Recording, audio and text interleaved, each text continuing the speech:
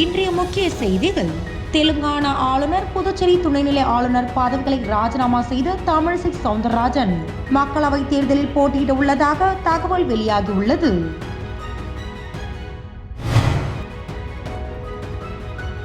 புதுச்சேரியில் தேர்தல் நடத்த விதிமுறைகள் அமலில் உள்ளதால் அமைச்சர்கள், சட்டமன்ற உறுப்பினர்கள் தங்களது கார்களை சட்டப்பேரவை செயலரிடம் ஒப்படைப்பு.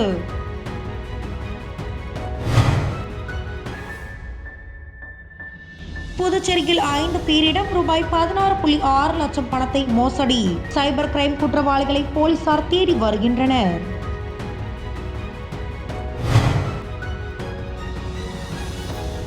மக்களவை தேர்தலில் வீட்டில் இருந்தபடியே வயதானவர்கள், மாற்றுத்திறனாளிகள் வாக்களிக்க விண்ணப்பிக்கலாம்.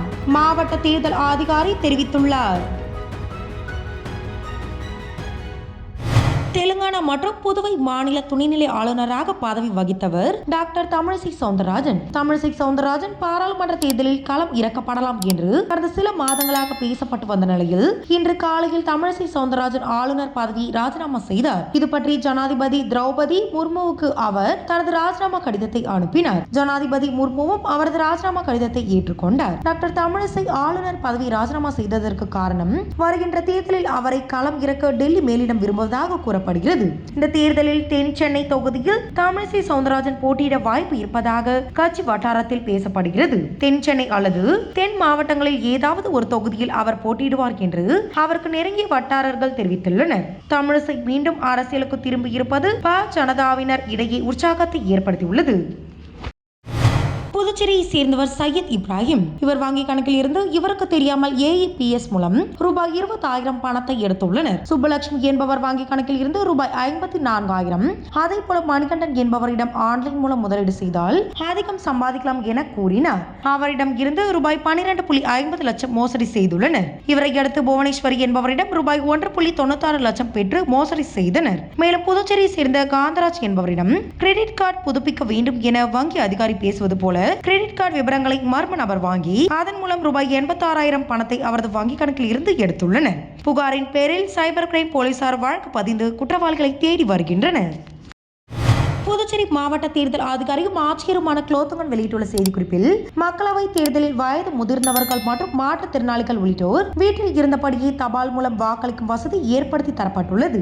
அந்த வசதியை பெறும் தகுதியானது 85 வயதாக திருத்தம் செய்யப்பட்டுள்ளது. உடல் ஊனத்தில் சான்றளிக்கும் அதிகாரியால் குறிக்கும் அளவானது 40% குறையால் இருத்தல் அவசியம். அதன் அடிப்படையில் வரும் 5 நாட்களுக்குள் மார்ச் 25ஆம் தேதி சம்பந்தப்பட்ட வாக்காளர்கள் தமது வாக்குச்சாவடியில் நிலை அலுவலர்கள் மூலம் தேர்தல் நடத்தும் அலுவலரிடம் விண்ணப்பிக்கலாம் என்றும், இதனையடுத்து 2 வாக்குச்சாவடி அலுவலர்கள், ஒரு வீடியோகிராபர் மற்றும் ஒரு பாதுகாவலர் அடங்கிய வாக்குப்பதிவு குழுவானது வாக்காளர் வீட்டுக்கு சென்று வாக்களிப்பு செய்ய ரகசியம் காப்பர்.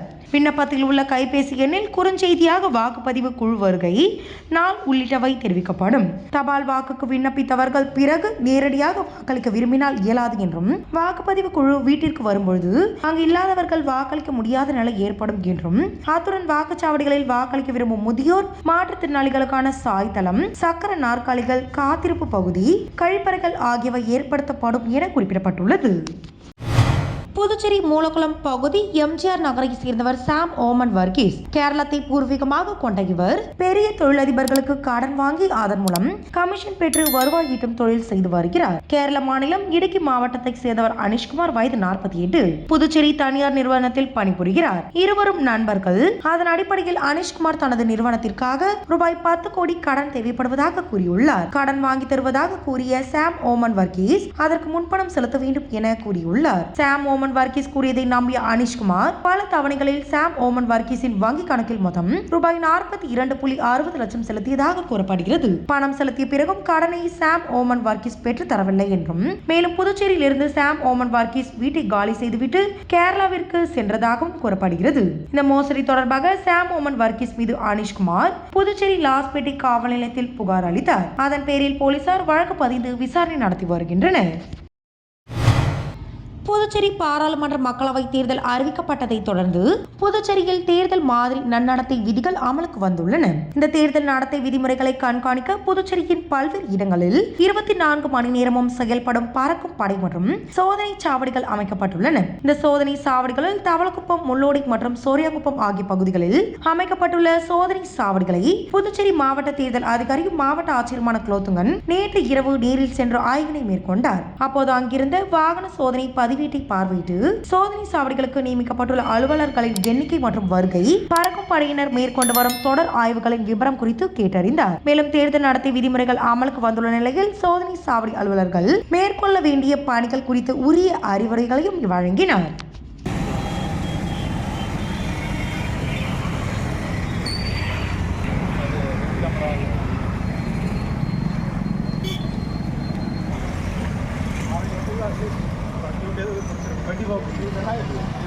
போட்ட செலவாக நாங்கள் 4 பேர் சார் போலீஸ்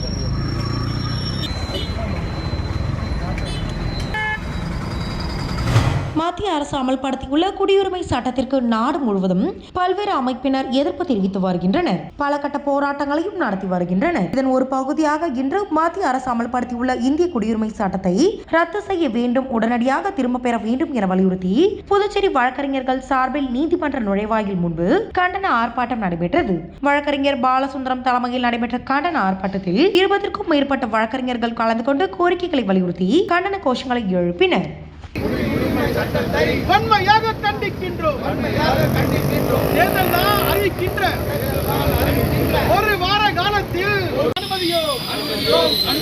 அனுமதியோ மக்களவை தேர்தலையொட்டி மறைந்த முன்னாள் அமைச்சர் கண்ணனின் ஆதரவாளர்கள் கூட்டம் அவரது மகள் விக்னேஷ் தலைமையில் நடைபெற்றது. கூட்டத்தில் அனைத்து தொகுதிகளைச் சேர்ந்த கண்ணன் ஆதரவாளர்கள் பங்கேற்று தங்களது அரசியல் ஆலோசனைகளை தெரிவித்தனர். பெரும்பாலான ஆதரவாளர்கள் சட்டசபை தேர்தலில் கவனம் செலுத்துவோம் என்று கருத்துக்களை முன்வைத்தனர். இக்கூட்டத்தில் பேசிய விக்னேஷ், மக்களவை தேர்தல் நடக்க உள்ளதால் கட்சி துவங்குவதை பின்பார்த்து கொள்ளலாம் என்றும் விரைவில் கண்ணன் பெயரில் இயக்கம் தொடரப்படும் என தெரிவித்தார். மேலும் தேர்தலில் யாருக்கு ஆதரவு என்பது பிறகு அறிவிக்கப்படும் என்றார். குறித்து ஆலோசனை கூட்டத்திற்கு நிறைய பேர் வந்திருக்கிறீங்க. எல்லாருக்கும் இப்போ நன்றியை தெரிவித்துக் கொள்கிறேன். கண்டிப்பாக கட்டுப்பாடணும். எல்லாருமே அவங்கவுங்க போய் தேவையில்லாத வேலையை யாரும் பார்க்காதீங்க. புனித பேட்ரிக் முதுநிலை பள்ளியில் பள்ளியின் பாதுகாவலர் புனித பேட்ரிக்கின் பெருவிழா ஆரம்ப பள்ளி மற்றும் முதுநிலை பள்ளி வளாகத்தில் மிக சிறப்பாக கொண்டாடப்பட்டது. காலை 6:30 மணி அளவில் துவங்கிய இப்பெருவிழா கூட்டு பாடல் திருப்பலியினை புதுவை கடலூர் உயர்மறை மாவட்டம் மேதகு பேராயர் பிரான்சிஸ் கலிஸ் தலைமையில் நடைபெற்றது. அருட்தந்தை ஜோசப் பால், அருட்தந்தை அருமை செல்வம், அருட்தந்தை மரி ஆண்டனி, அருட்தந்தை ஆல்வின் அன்பரசு ஆகியோர் இணைந்து பள்ளியின் நலனுக்காகவும் நன்றி எறிதலாகவும் திருப்பலியினை ஒப்புக் கொடுத்தனர். முன்னதாக புனித பேட்ரிக் சொரூபம் சிறிய தேர்பவனியாக கொண்டு வரப்பட்டது.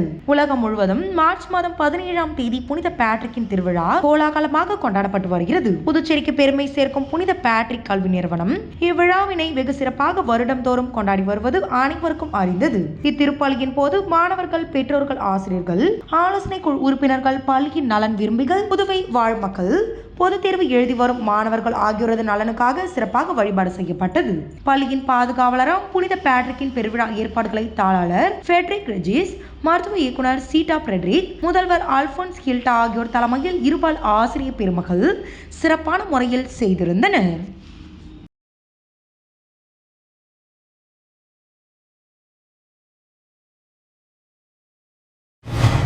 புதுச்சேரி காமராஜர் சாலை ஜெயராம் ஹோட்டல் அருகே அமைந்துள்ள ஜுவல்வன் நகை கடையில் ஒவ்வொரு ஆண்டும் சர்வதேச மகளிர் தின விழா வெகு விமர்சையாக கொண்டாடப்படுவது வழக்கம். அந்த வகையில் இந்த ஆண்டும் மகளிர் தினத்தையொட்டி நேற்று மகளிர்களுக்கு பல்வேறு போட்டிகள், நடன போட்டிகள் நடைபெற்றது. இதில் சிறப்பு விருந்தினராக பைன்ஸ் ஆஃப் பாண்டிச்சேரி விருது வென்ற செல்வி சான் ரோச்சல் கலந்து கொண்டு விழாவினை சிறப்பித்தார். மேலும் போட்டியில் வெற்றி பெற்றவர்களுக்கு பரிசுகளை வழங்கி பாராட்டினார். மேலும் இந்த மகளிர் தின விழாவில் ஜுவல்வனின் புதுச்சேரி கிளை மேலாளர் தமிழ்ச்செல்வன், துணை மேலாளர் சாய் கிருஷ்ணன் மற்றும் ஊழியர்கள் பலர் கலந்து கொண்டனர். மேலும் இந்த மகளிர் தின விழாவில் நடனம் உள்ளிட்ட கலை நிகழ்ச்சிகள் நடைபெற்றது. இதில் ஏராளமான வாடிக்கையாளர்கள் தங்கள் குடும்பத்துடன் கலந்து கொண்டனர்.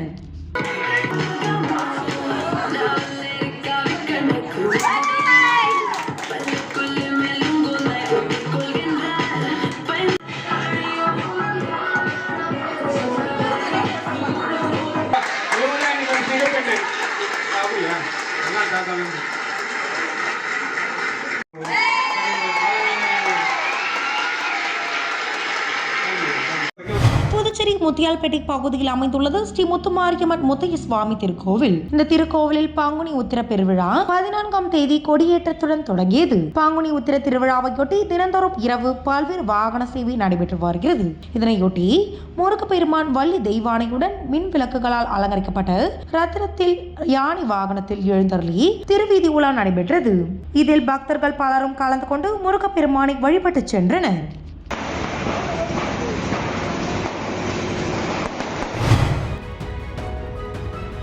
வணக்கம். இன்றைய முக்கிய செய்திகள்.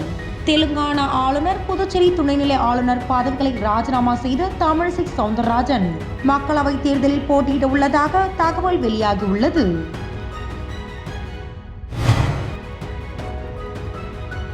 புதுச்சேரியில் தேர்தல் நடத்த விதிமுறைகள் அமலில் உள்ளதால் அமைச்சர்கள் சட்டமன்ற உறுப்பினர்கள் தங்களது கார்களை சட்டப்பேரவை செயலரிடம் ஒப்படைப்பு.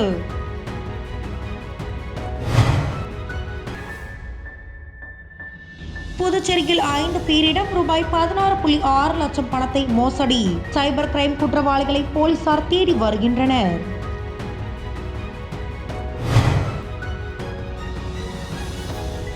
மக்களவை தேர்தலில் வீட்டில் இருந்தபடியே வயதானவர்கள் மாற்றுத்திறனாளிகள் வாக்களிக்க விண்ணப்பிக்கலாம். மாவட்ட தேர்தல் அதிகாரி தெரிவித்துள்ளார். இன்றைய செய்திகள் இத்துடன் நிறைவடைகின்றன. செய்திகளை உடனுக்குடன் தெரிந்து கொள்ள கிரியேட்டிவ் மீடியா யூடியூப் சேனலை சப்ஸ்கிரைப் செய்து கொள்ளுங்கள். வணக்கம்.